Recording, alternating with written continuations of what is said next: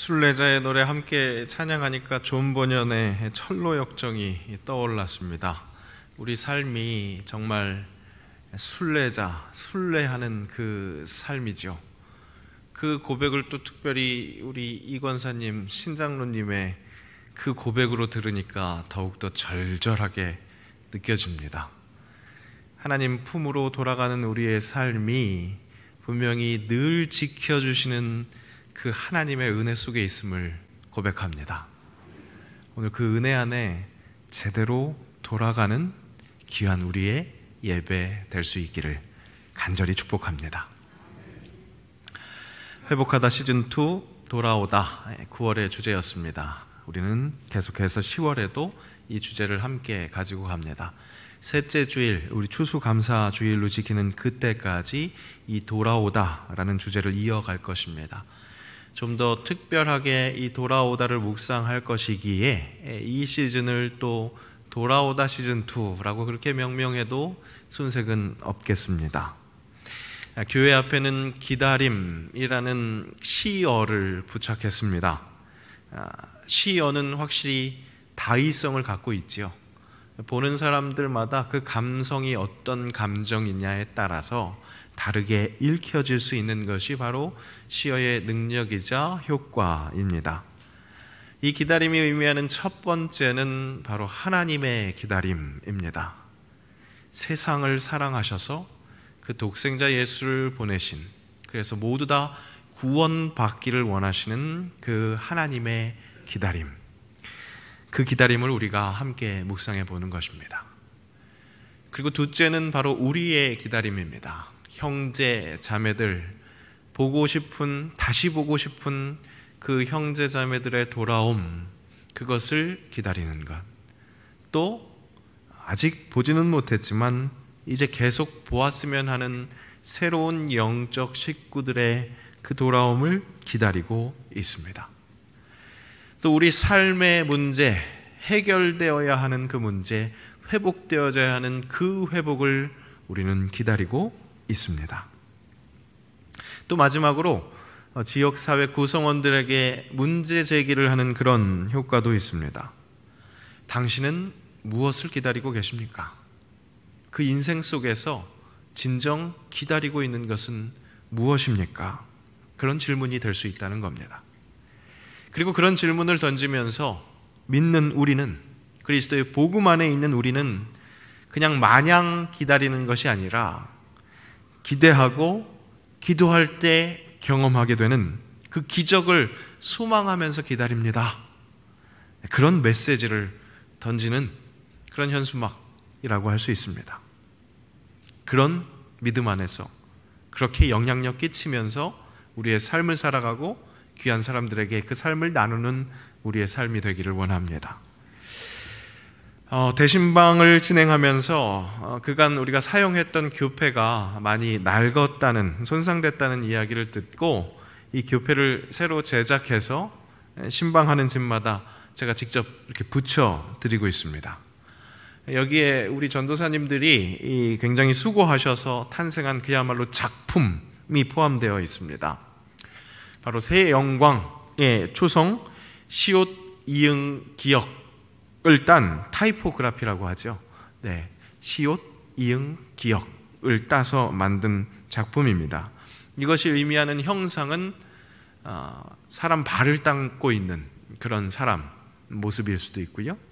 네, 그리고 세례를 받는 모습을 형상화하는 것이라고도 할 수 있습니다. 그리고 이 새 영광 시옷 이응 기역을 따서 세상을 이롭게 하는 그리스도인이라는 그런 슬로건도 한번 넣어봤습니다. 새 영광 교회를 통해서 드러나는 새 영광은 정말 세상을 이롭게 하는 그리스도인의 삶으로 드러나기를 간절히 소원합니다. 그것을 기대하고 기도합니다. 그런 그리스도인들이, 수많은 사람들이 돌아오는 것, 그것을 기대하고 기도합니다. 기적이 일어날 줄로 믿습니다. 10월 셋째 주일, 우리 추수감사주일까지 3주 동안 우리는 너무나 유명한 이 탕자의 비유, 이 본문을 깊이 있게 묵상할 것입니다. 이 이야기에는 세 인물에 집중할 수 있는 그런 이야기입니다. 첫 번째, 잃었다가 다시 찾은 둘째 아들, 또 기뻐하지 않는 큰아들. 이렇게 골치 아픈 이 아들들을 지나친 사랑으로 사랑하시는 아버지.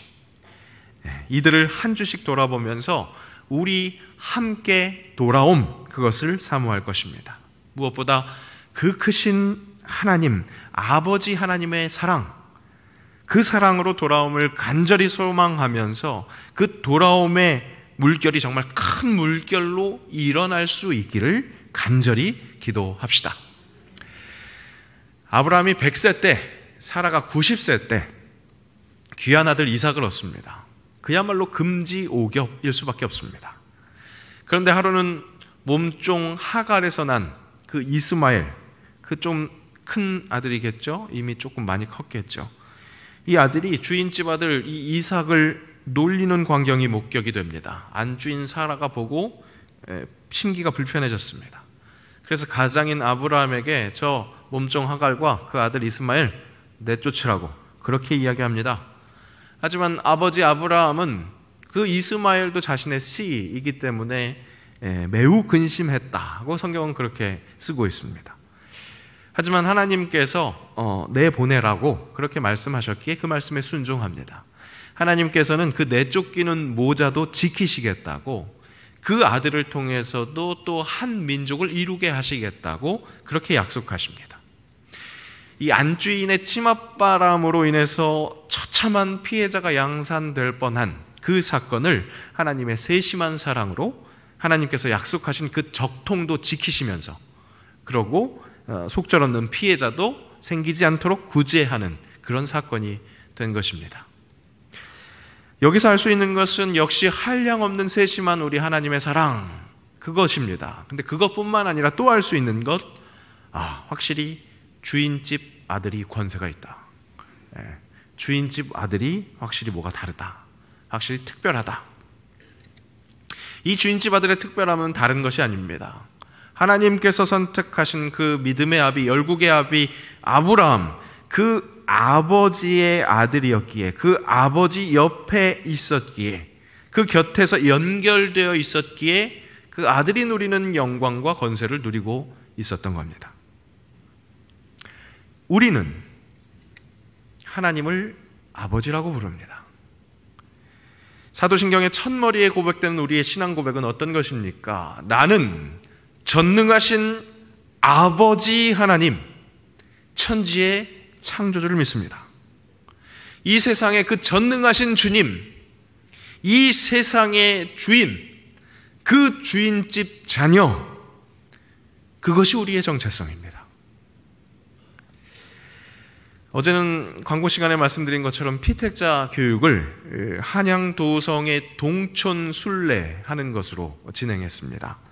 이 사대문 안에 북촌, 서촌, 남촌, 이것은 많이 들어보셨을 겁니다. 이미 핫플레이스가 됐습니다. 많은 사람들이 오고 갑니다. 근데 그 중에서 동촌은 아시는 분들이 잘 없습니다. 그런데 우리에게는 소중한 것이 여기에 바로 한국 기독교 초기에 선교사님들 부지가 있었기 때문에 굉장히 소중한 유적들이 남아 있습니다. 아니, 남아있는 게 아니라 실은 어제 안내해 주신 박사님께서 이야기해 주시는데 터문, 우리 터문이 없다고 얘기하는데 터문은 이야기 보따리가 있는 그 문이라고 얘기를 해 주시더라고요.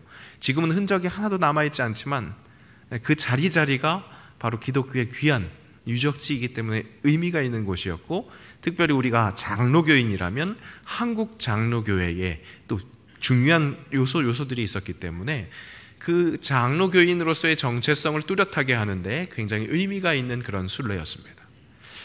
그 중에서 장로교회는 아니지만 우리 한국에서 자생된 기독교 대한복음교회 교단을 소개받았습니다. 그 교단의 모체가 되는 교회도 한번 둘러봤는데요, 이 교단의 3대표가 굉장히 인상적이었습니다.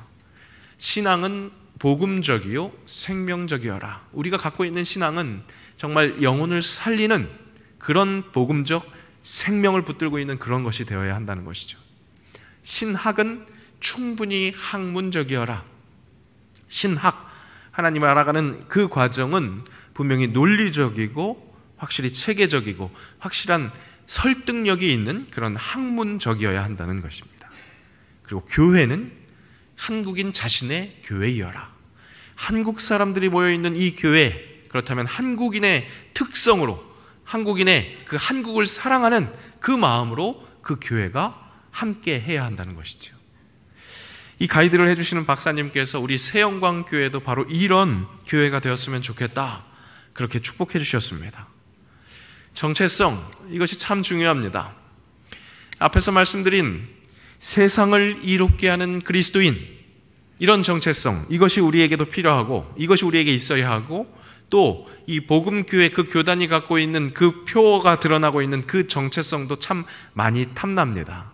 그런데 이런 정체성들 밑에 정말 가장 중요한 뿌리가 되는 우리의 정체성은 바로 전능하신 세상의 주인, 그 주인의 자녀라는 그 정체성입니다. 그렇습니다, 여러분. 여러분 한 분 한 분들은 굉장히 소중하십니다. 굉장히 고귀한 존재입니다. 이유는 무엇입니까? 세상의 창조주, 만물의 주관자, 그 세상의 주인, 그 주인의 자녀된 권세를 갖고 있기 때문에 그렇습니다. 여러분 한 분은 그렇게 소중하고 귀중하신 분들입니다. 그런데 안타까운 것은 그 주인집 자녀된 권세, 그 특권을 스스로 내버리는 실수를 저지른다는 사실입니다. 스스로 그 아들의 권세를 마감시키고 탕자가 되어버리는 실수, 이것은 실수라고 말할 수 없는 우리 근본적 한계, 죄의 유전, 그걸 우리가 부인할 수가 없습니다. 그래서 우리는 돌아와야 하는 존재입니다. 회복되어져야 하는 존재입니다. 부인하고 싶은 이 죄의 유전, 이것은 오늘 탕자가 보여주는 모습이 바로 내 모습이기 때문에 우리는 부인할 수가 없는 사실이라는 겁니다. 다만 그가 결국에는 돌아오기를 결단한 것처럼 우리도 스스로 돌이켜서 결단한다면 이 이야기가 보여주는 그 행복한 결말, 아버지 품으로 돌아와서 그 성대한 잔치집을 함께 누리게 된다는 그 결말, 그 잔치집을 누릴 수 있는 것, 그것이 있다면 우리에게 다행이고 우리에게 큰 복이 될 것입니다. 먼 훗날 누리게 된다가 아니라 바로 지금 내가 살고 있는 이곳에서 내 영혼이 아버지께로 제대로 돌아올 때 지금 이곳에서 누릴 수 있습니다. 우리가 기도하고 있는 우리 모두 함께 돌아오는 것, 우리 모두 함께 이렇게 주인집 아들의 정체성을 되찾음으로 말미암아 주인이 베푸시는 그 잔치집의 그 풍성함을 함께 누리는 그런 우리의 영혼이 될 수 있기를 간절히 원합니다. 먼저 그러기 위해서 이 탕자의 안타까운 상태, 우리의 안타까운 상태, 그 시작을 확인해 볼 필요가 있겠습니다. 죄의 유전, 그것을 여실히 드러내는 첫 번째 키워드는 돌아올 분깃입니다. 그 둘째가 아버지께 말하되, 아버지여, 재산 중에서 내게 돌아올 분깃을 내게 주소서 하는지라. 아직 살아계신 아버지에게 유산을 달라고 하는 것은 우리 효사상에서도 어긋나는 그야말로 짓입니다. 이 아들이 이 짓하는 것 괘씸하기도 하지만 이것의 가장 큰 문제는 바로 이것이 죄라는 점입니다. 죄는 분리를 이야기합니다. 연결되어 있었던 하나님과 사람 사이를 분리시킨 것이 바로 그것이 원죄였습니다.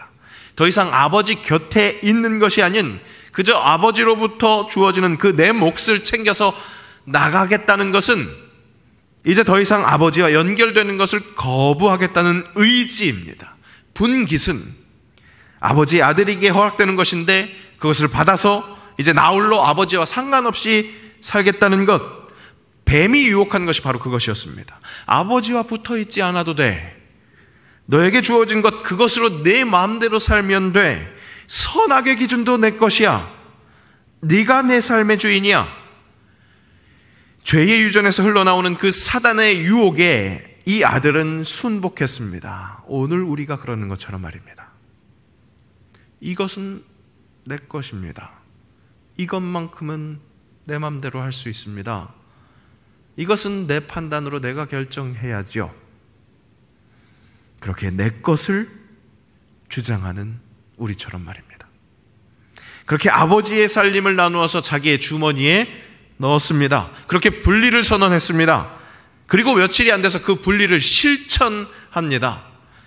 그 후 며칠이 안 돼요. 둘째 아들이 재물을 다 모아가지고 먼 나라에 가 거기서 허랑방탕하여 그 재산을 낭비하더니, 죄의 유전, 우리에게 여실히 드러나는 그 죄의 유전, 그 확실한 키워드, 두 번째 키워드는 낭비입니다. 나눠 가지게 된 아버지의 재산, 이제 내 것이 되었습니다. 요즘 젊은 사람들 내 돈 내 산 그렇게 이야기하죠. 내 돈 갖고 내가 산 것이다, 그런 물건이다, 그런 취미생활이다, 그런 얘기하는데 내가 사서 마음껏 씁니다. 성경은 이것을 낭비라고 그렇게 표현합니다. 낭비는 사전적인 의미로 시간이나 재물 따위를 헛되이 헤프게 씀, 이런 뜻이 있습니다. 그저 흥청망청 썼으니까 낭비했다, 그렇게 이야기했겠구나 생각할 수 있습니다. 그런데 이 낭비가 더욱더 뚜렷한 낭비로 보이는 이유는 그 밑바닥이 보이기 때문입니다. 한계가 있기 때문입니다.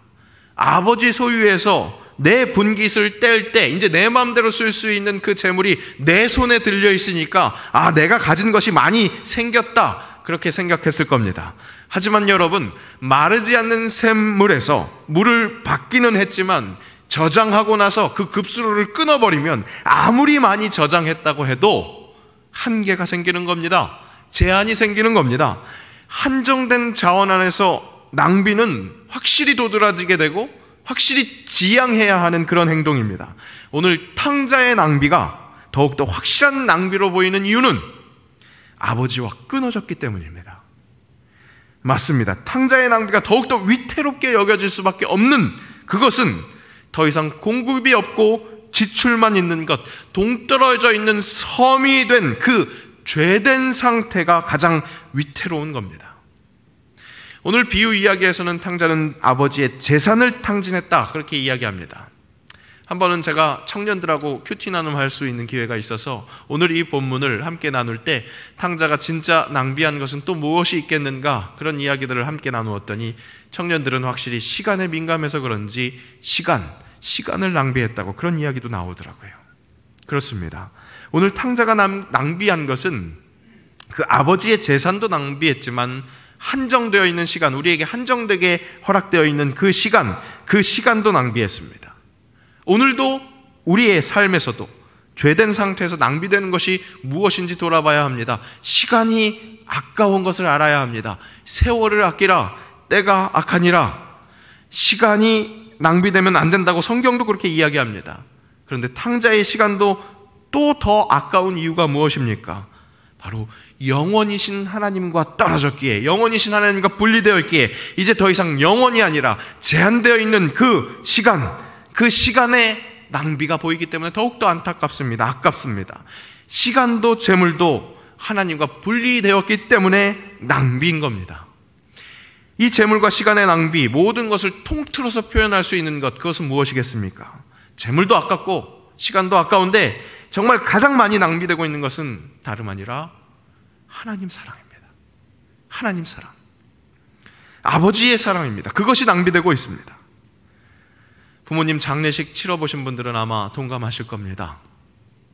부모님과 함께한 재물, 시간, 그런 거 충분히 나누지 못한 것 후회합니다. 그런데 그것은 결국 무엇을 후회하는 것입니까? 부모의 사랑 충분히 나누지 못한 것, 내려주신 부모 사랑 충분히 나누지 못하고 낭비한 것에 대한 후회입니다. 오늘 이 아들이 자기 분깃을 주장하고 그래서 분리를 선포하고 그래서 자기 몫을 떼어서 결국 먼 나라로 가는 그 분리를 실천한 이 죄의 양태에서 가장 아까운 자원은 다름 아닌 아버지 하나님의 그 한량없는 사랑입니다. 그저 묵묵히 아들의 자유의지를 존중하면서 그 사랑을, 한량없는 사랑을 내어주고 있는 그 아버지, 아들은 그 사랑에 붙어있을 때 한량없는 은혜 속에 살아갈 수 있습니다. 무한이신 아버지께 붙어있을 때 무한을 누릴 수 있는 것입니다. 영원이신 아버지께 붙어있을 때 영원을 누릴 수 있는 것입니다.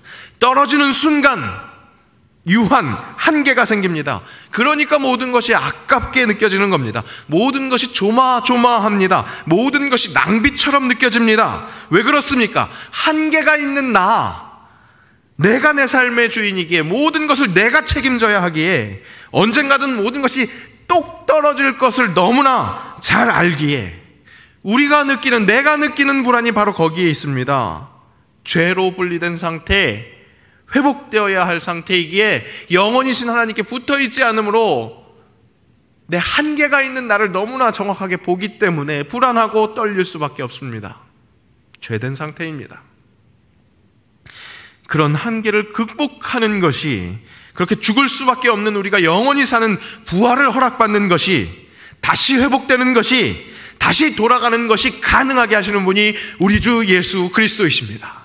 그렇기에 그분의, 그 주님의 은혜가 정말로 가장 큰 것이고 가장 소중한 것이고 가장 놀라운 은혜라는 것입니다. 주인집 아들이 정말 주인집 아들이 될 수 있게 하는, 아버지께 붙어있게 하는 그 은혜가 우리에게 가장 소중한 것이고 가장 절실한 은혜라는 겁니다. 먼저 그 나라와 의를 구함으로, 그렇게 그분의 통치가 지배하는 그 나라에 거할 때 이 모든 것을 더하는 그 기적을 체험하는 것, 그것이 아버지께 붙어있을 때 일어나는 우리의 삶의 모양입니다. 여러분, 믿음으로 산다는 것은 그 나라와 의를 구했더니 내 손에 주어진 게 이만큼 많아졌습니다, 재물이 이렇게 많이 생겼습니다가 아닙니다. 아버지의 충만함으로 돌아와 그와 연결되었더니 아버지의 그 충만함이 나의 충만함이 되었습니다. 그것입니다. 사도 바울은 이야기합니다. 나는 비천에 처할 줄도 알고 풍부에 처할 줄도 알아. 그 어떤 상황 속에서도 처할 줄 안다는 겁니다. 모든 일, 곧 배부름과 배고픔과 풍부와 궁핍에도 처할 줄 아는 일체의 비결을 배웠노니, 내 환경과 조건이 뭔가 중요한 게 아니라는 겁니다. 내게 능력 주시는 자 안에서 내가 모든 것을 할 수 있느니라. 그 자족은 그저 내 자기 위로, 이 정도면 됐지, 그런 위로도 아니고, 그저 자기 만족, 이 정도면 충분합니다, 그 정도가 아니라 정말 내 영혼을 충분하게 채우고도 남을 만한 그 충만함, 그 무한이신 아버지 하나님, 그 영원이신 아버지 하나님께로부터 흘러나오는 그 충만함으로 말미암아 내가 모든 것을 할 수 있습니다 하는 그 고백으로 사는 것입니다. 그런 능력입니다. 그것이 어떻게 가능합니까? 영원이신 무한이신 그 아버지 하나님과 함께 하시기에, 그 백이 가장 든든하기에 정말 무엇이든지 할 수 있는 능력, 자족을 누리는 것입니다. 우리에게 어려운 일이 생길 수 있습니다. 정말 답답한 일이 우리 앞을 꽉 막을 수도 있습니다. 하지만 주인집 아들, 그렇게 정체성이 뚜렷할 수밖에 없는 하나님 아버지와의 관계성, 그것을 회복시키시는 그 일로 말미암아 우리는 믿음의 선포를 할 수 있습니다. 그러나 이 모든 일에 우리를 사랑하시는 이로 말미암아 우리가 넉넉히 이기느니라. 분리된, 죄된 나의 모습에 자포자기하지 마십시오. 스스로 떠나온 우리에게 그리스도 예수의 그 다리 되심, 그로 인한 다시 회복하심이 제대로 믿어져서, 그래서 우리 스스로 돌이키는 고백이 일어날 때 바로 그때 다시 연결되게 될 것이고, 그 아버지 하나님과 연결된 그 다리는 세상 그 어떤 것도 끊을 수 없습니다. 높음이나 깊음이나 다른 어떤 피조물이라도 우리를 우리 주 그리스도 예수 안에 있는 하나님의 사랑에서 끊을 수 없으리라. 이것이 예수님께서 허락하시는 은혜, 그분의 능력입니다. 예수를 믿는 자, 곧 영접하는 자, 곧 그 이름을 믿는 자에게 주시는 하나님의 자녀가 되는 권세입니다. 여러분, 삶이 공고하십니까? 어두움 속에 허우적대고 계십니까? 죄된 나의 상태가 너무나 뚜렷하게 느껴지십니까? 주인집 자녀가, 주인집 아들이 아버지를 떠나 있어서 생긴 문제입니다. 아버지와 분리를 선포하고 분리를 실천하는 내가 내 인생의 주인이 되어서 먼 나라에서 살고 있기 때문입니다. 오늘 본문은 이야기합니다. 탕자가 그렇게 곤고해졌을 때, 그 어둠에 허우적대다가 결국에는 스스로 돌이켰을 때, 그 타향에서 어디에 그 주인집에 붙어 있으려고 하다가 아버지 옆에 붙어 있는 품꾼도 복되다는 것, 그것을 깨닫게 됩니다.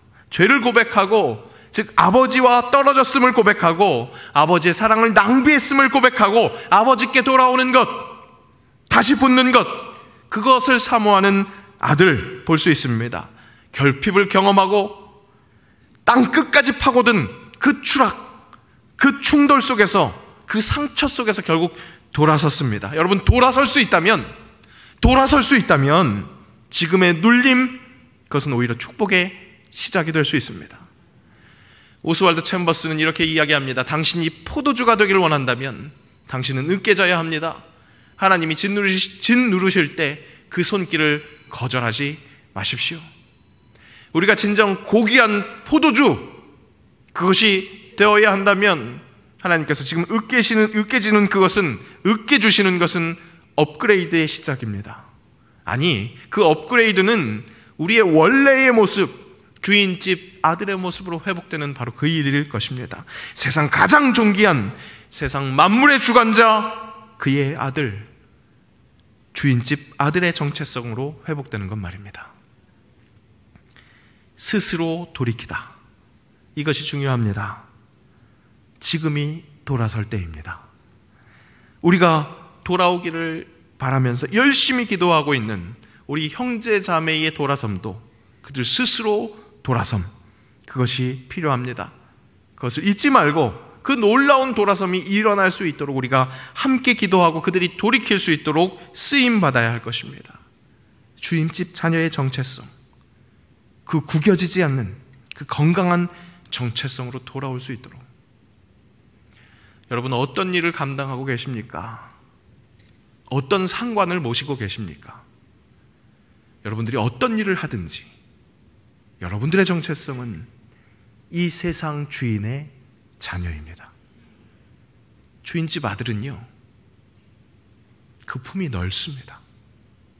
내가 상관으로 모시고 있는 그 사람도 내가 품을 수 있는 사람입니다. 내가 품을 수밖에 없는 존재입니다. 왜 그렇습니까? 나는 이 세상 주인집 아들이니까. 그들을 품고 섬길 수 있습니다. 섬기는 것이 내가 그 사람의 종이기에, 그 사람의 밑에 사람이기에 섬기는 게 아니라 내가 주인집 아들이니까, 주인집 자녀이니까 그 모두를 품을 수 있고 섬길 수 있게 되는 것입니다. 여러분, 우리는 복음의 빚진 자입니다. 복을 전해줘야 하는 사람들입니다. 왜? 그 복을 함께 누리고, 아버지의 복을 내가 누리고 있으니까, 그 큰 복을 누리고 있으니까 그것을 전해주는 정말 주인집의 자녀들, 그 아들, 그 정체성을 가지고 기도하고 또한 그 정체성이 드러나는 삶을 사는 그런 삶의 예배를 드리는 귀한 새 영광, 세상을 이롭게 하는 그리스도인 되시기를 주의 이름으로 축복합니다. 기도합니다.